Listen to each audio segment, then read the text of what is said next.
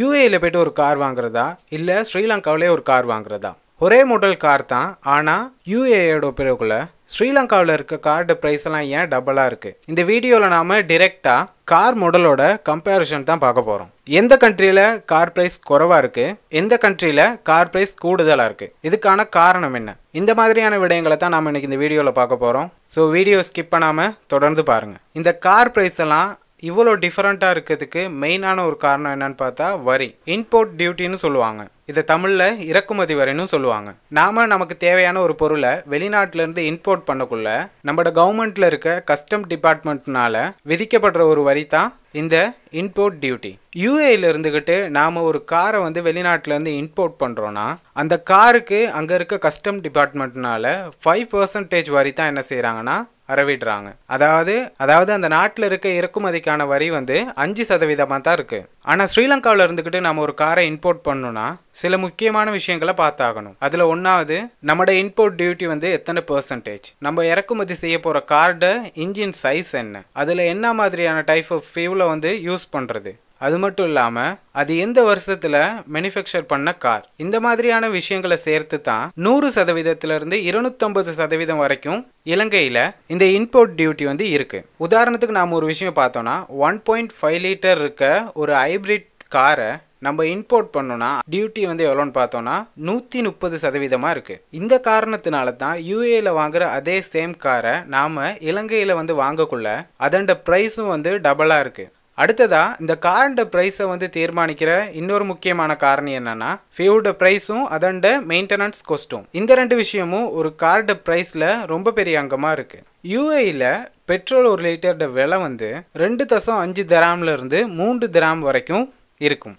அதை நாம் ஸ்ரீலங்கா ருபீஸில் கன்வெர்ட் பண்ணி பார்த்தா 202 ரூபாயிலிருந்து 210 ரூபா வரைக்குள்ள இருக்குது. ஆனால் அதே ஸ்ரீலங்காவில் இருக்க ஒரு லிட்டர் பெட்ரோலோட கொஸ்ட்டை பார்த்தோன்னா 293 ரூபாயிலிருந்து 325 ரூபாய்க்கு வரைக்கும் இருக்கு. இந்த விஷயத்திலிருந்து நம்மளுக்கு என்ன தெரிய வருதுன்னா ஸ்ரீலங்காவில் எனர்ஜி சோர்ஸ்க்கான கொஸ்ட் ரொம்ப அதிகம்னு நம்ம இந்த விஷயத்து மூலம் விளங்கிக்கலாம். ஆனால் யூஏயில் ஒரு எஸ்யூவி காரை மெயின்டெனன்ஸ் பண்ணுறனாலும் கொஞ்சம் குறைஞ்ச கொஸ்ட்டுக்கே நாம் அந்த மெயின்டெனன்ஸ் வேலையெல்லாம் முடிச்சுக்கலான்னு சொல்கிறாங்க.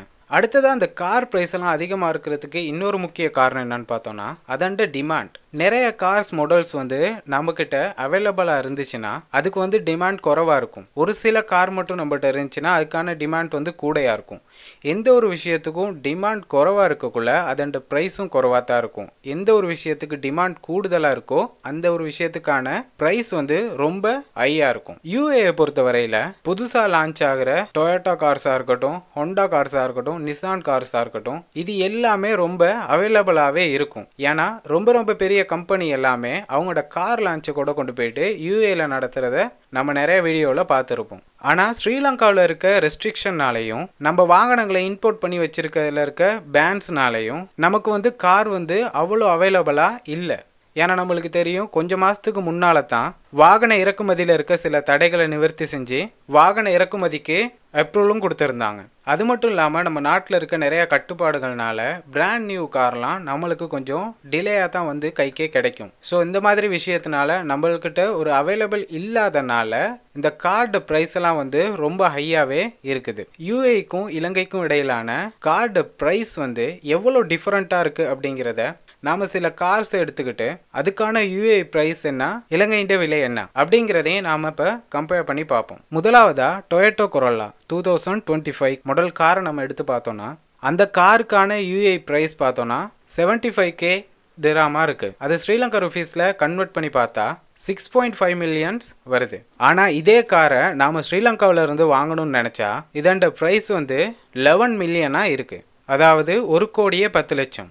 65 லட்சம் எங்கே இருக்குது, 1,10,00,000 எங்கே இருக்குது. கிட்டத்தட்ட 70% ப்ரைஸ் டிஃபரண்ட் நம்ம நாட்டில் இருக்குது. ரெண்டாவதா ஹோண்டா சிவில் ஹைப்ரிட். அதோட யூஏட ப்ரைஸ் பார்த்தோன்னா 95K திராம். அதோட இலங்கை மதிப்பு 8.3 மில்லியன். ஆனால் அதே காரை நம்ம ஸ்ரீலங்காவில் வாங்கணும்னா 13 பில்லியன் செலவாகும். கிட்டத்தட்ட 55% ப்ரைஸ் டிஃபரண்ட் ஒன்று இந்த இடத்துல இருக்கு. அடுத்தது நிசான் எக்ஸ்ட்ரெல். இதோட யூஏட ப்ரைஸ் பார்த்தோன்னா 150K திராமா இருக்கு.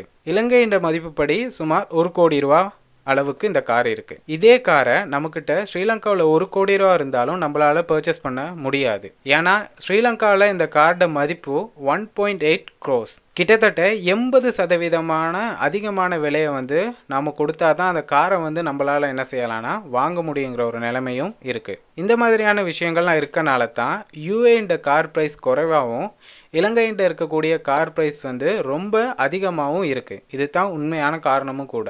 நமக்கே ஒரு டைமில் தோணும், என்னடா நம்ம நாட்டில் இருக்க கார்கள் மட்டும் இவ்வளோ ப்ரைஸ் வந்து அதிகமாக இருக்குது. இதுக்கெல்லாம் காரணம் நாம் முன்னாடி பார்த்த இந்த விஷயங்கள்லாம் தான். இந்த கார்டு ப்ரைஸ் பற்றின குழப்பத்தில் இருக்கவங்களுக்கு இந்த வீடியோ ஒரு யூஸ்ஃபுல்லான வீடியோவாக இருந்திருக்கும்னு நான் நம்புகிறேன். வீடியோ பிடிச்சிருந்துச்சின்னா லைக் அண்ட் ஷேர் பண்ணிடுங்க. அப்படியே உங்களுடைய கருத்துக்களையும் இந்த வீடியோ கீழே கமெண்ட் பண்ணுங்கள். அது மட்டும் இல்லாமல் சதீஷ் எஸ்டுடியோ யூடியூப் சேனலையும் சப்ஸ்கிரைப் பண்ணி வச்சுக்கோங்க. நான் அப்லோட் பண்ணுற வீடியோ உங்களுக்கு வந்து உடனடியாக வந்து சேரும். தேங்க்யூ ஃபார் வாட்சிங்.